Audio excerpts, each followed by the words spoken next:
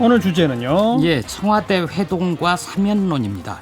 문재인 대통령이 내일 청와대에서 여야 원내대표와 점심을 함께합니다.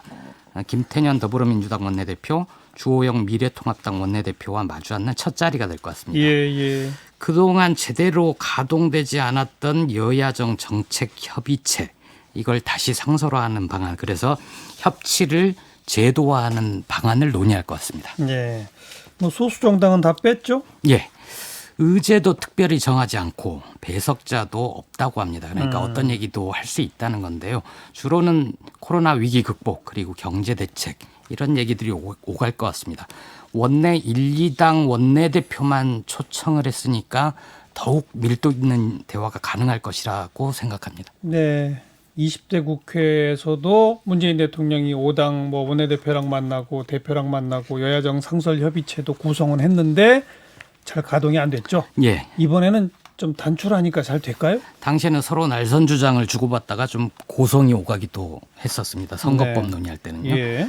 근데 내일은 좀 다를 것 같습니다. 왜냐하면 일단 상견례 성격이거든요. 그렇죠. 처음 마주 앉은 자리에서 고성을 높이지는 않을 것 같고요. 그리고 미래통합당이 죄송합니다. 4.15 총선 이후에 좀 변화를 모색하고 있잖아요. 예. 그리고 국회 의석 구조 이런 것도 좀 의식을 할 것 같고요. 주호영 대표는 국민통합, 경제와 민생 문제 이런 걸 주로 얘기하겠다 이렇게 얘기를 했습니다. 국민통합 차원에서 뭐 전직 대통령 사면 얘기도 나오나요? 예, 그런 것 같습니다. 청와대 오찬 가기 전에 이제 어떤 얘기할까 두루 의견을 듣잖아요. 예. 원내 부대표단, 중진 당선인들 이렇게 모두 들었는데 전직 대통령의 사면을 의제로 거론해야 된다. 이게 중론이었다고 합니다. 아마 주 대표는 내일 더 이상 전직 대통령이 불행하면 안 된다. 많은 국민들이 사면을 원하고 있다. 이런 논리를 들어 사면론을 거론할 것 같습니다. 경제 분야에 대해서는 이제 과연 파격적인 어떤 얘기를 할지는 모르겠으나 예. 일단은 고용보험 확대, 복지, 규제 혁신 이런 얘기를 선제적으로 거론하는 방안이 검토됐다고 합니다. 근데 아직 그 안이 확정적이지는 않으니까 예. 구체적인 정책 얘기까지는 못 갈 것 같고요. 주 대표는 이번 회동에 앞서서 경제계 인사들도 두루 만났다고 하네요. 네. 근데 이 국민통합과 뭐 경제개혁 이게 연결돼서 예. 전직 대통령 사면 해줘야 국정에 협조한다 이런 건 아니겠죠? 설마 그렇지는 않을 것 같습니다. 예. 그 정도의 상식은 있을 것 같고요. 예. 주호영 대표가 사면 얘기를 꺼내더라도 이번에 관철될 것이다. 이런 기대는 아마 하지 않을 겁니다. 아니, 오히려 무슨 재판도 안 끝났잖아요. 그렇죠. 반응을 살필 것 같고요. 문 대통령은 굉장히 원칙에 충실한 스타일 아닙니까? 말씀대로 사법절이 끝나지도 않았는데 사면 얘기 꺼내는 것 말이 안 된다. 이렇게 생각할 것 같습니다. 그런데 이 상견례 자리에서 그 말을 꼭 꺼낸다는 것은 어떤 의미일까요? 일단 문 대통령의 수용 여부와 무관하게 여론을 환기시키는 것만으로도 불리할 게 없다. 이렇게 생각을 하는 것 같습니다. 박근혜, 이명박 전직 대통령 사면을 주장을 하면서 이 국민통합이라는 타이틀을 걸지 않았습니까? 예. 사면을 반대하는 쪽은 국민통합을 반대한다. 혹은 국민통합에 소극적이다. 이렇게 몰아갈 수 있는 거죠. 예. 그리고 총선 이후에 지지를 유보하고 있는 전통 지지층에게도 우리가 이렇게 애쓰고 있다. 이런 신호를 보내는 것으로 볼 수 있고요. 예. 또 이런 측면도 생각을 해볼 수 있습니다. 밑자락을 미리 깔아두는 거죠.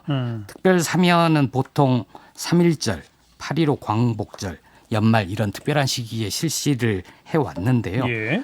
대법원 판결이 끝난 어느 특정 시점에 이제 사법 처리도 끝나지 않았냐. 오래전부터 공론화된 사안인 만큼 대통령이 결단을 내려야 한다. 이렇게 공세를 펼칠 수도 있는 겁니다. 네. 따지고 보면 문희상 국회의장 이쪽에서 먼저 사면론이 나왔었잖아요. 예, 총선 때도 황교안, 유승민 이런 분들이 언급은 언급했고. 했었습니다. 예. 문 의장이 여야 중진들을 두루 만나서 의견을 듣고 이제 정치들을 마무리하는 마당에 여당이 압도적인 의석을 차지했으니 그런 조치가 필요하다. 이런 소신을 얘기한 것으로 해석할 수 있습니다. 예. 그런데 이제 문 의장 발언 이후 미래통합당에서 그런 주장들이 본물처럼 터져나오고 있는 거죠. 주호영 대표 얘기했고 정책위 의장에 도전했던 조혜진 당선자도 불행한 전직 대통령의 역사를 문 대통령이 끊어야 된다. 네. 이런 주장을 했습니다. 그런데 이 전직 대통령의 사면이 국민 통합에 도움이 돼요? 저는 오히려 국론이 분열될 것 같습니다. 왜냐하면 대통령의 특별 사면권을 제한해야 한다 이런 목소리가 커지지 않을까 네. 그런 생각을 하게 되는데요. 예. 문 의장은 사면을 겁내지 않아도 될 시간이 됐다 이렇게 말했지만 지금 겁내서 못하는 거 아니잖아요. 사회적 지위가 높고 낮음을 떠나서 합당한 죗값을 치르는 게 법치주의의 기본 아닙니까? 예. 과거에도 국민통합 혹은 경제 살리기 이런 명분으로 전직 대통령이나 재벌 총수 특별사면 해준 적이 있는데요. 네. 효과가 있었던 적이 거의 없는 것 같습니다. 오히려 면죄부만 줬다 이런 비판을 받았고요. 그렇죠.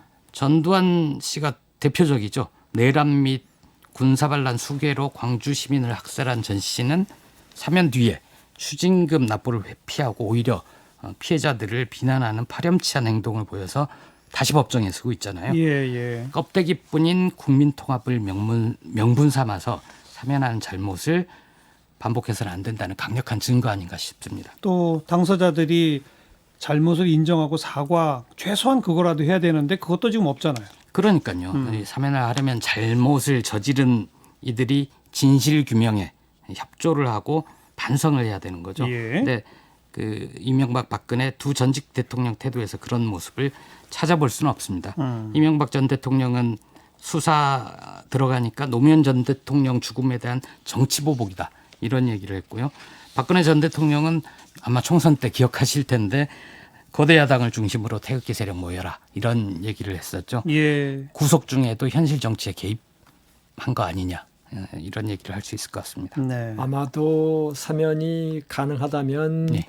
2년 가량 뒤인 2022년 대통령 선거 3월 9일이 끝난 이후에 예. 퇴임 직전? 퇴임 직전이나 새 정부가 출범하기 전 단계에 가능하지 않을까 싶습니다. 왜냐하면 김대중 전 대통령이 YS가 구속한 당시 전두환 노태우 전 대통령을 바로 그 시점에 예. 맞아요. 사면했거든요. 네. 그러니까 그 전까지는 그리고 사실 쉽지 않을 거예요. 그러니까 밑자락 계속 깔아두는 거죠.